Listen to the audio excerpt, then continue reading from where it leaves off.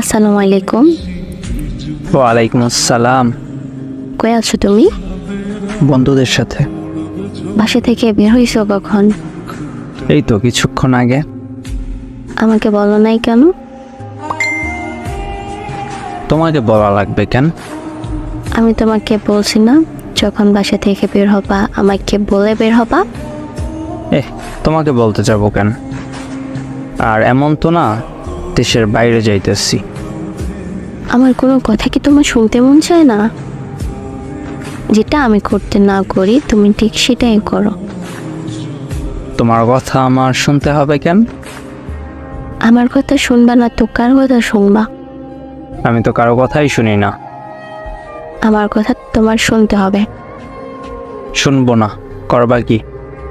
আমি তোমার ভবিষ্যতে বউ, আমার কথা শুনতে হবে।